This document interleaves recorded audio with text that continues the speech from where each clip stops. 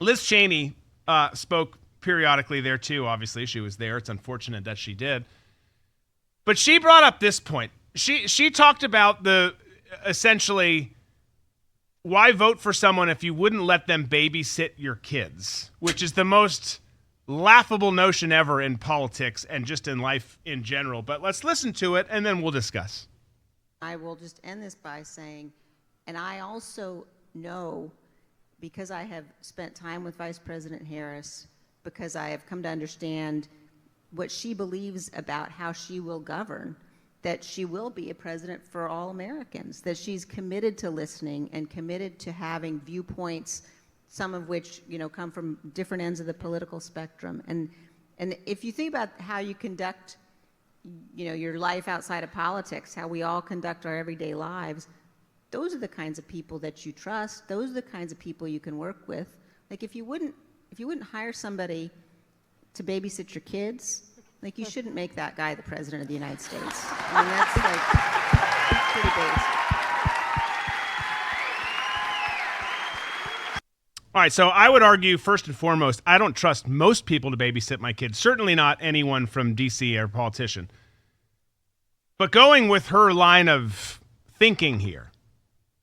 So what you're saying is Tim Walz, who has been suggested as a pedophile, looks to be maybe abusive towards his son and has ingested horse semen, is a better choice to babysit your kids. Are you telling me, Liz, that you would choose Tim Walz and leave him in a room with your kids? Or Kamala, who doesn't even know what to do with kids? Or should we say Mamala, as Drew Barrymore says?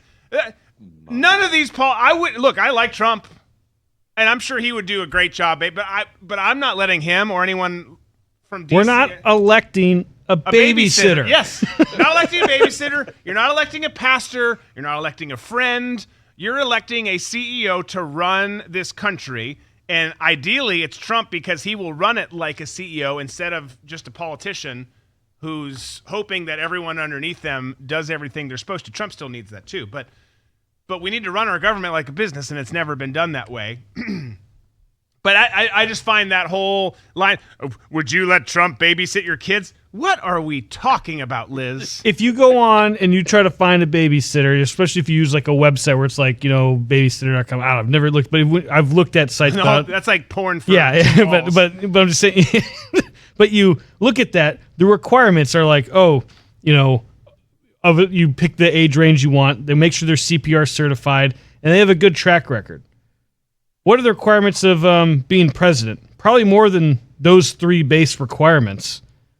You'd think. Yeah. So if that's the case, then all right, cool. Then there's a lot of people out there that could run for president right now that watch your kids every day. I don't trust anyone with my children. No, I don't, especially a male babysitter. There's no way. It's in the same category as a male kindergarten teacher. If there's a male kindergarten teacher, my kids are younger, we're not going to this school. It's not a tumor! Yeah. Unless they're an undercover cop. Yeah, that's kind of cool. Yeah. And I think White Lizzo thought she was going to just nail it with that line. But that line only reaches people who have already decided that they're going to vote for Camilla. Right. Nobody else, no male out there is going to be like, I wouldn't want Trump to babysit my kid. Like, no real alpha male is that line going to resonate with.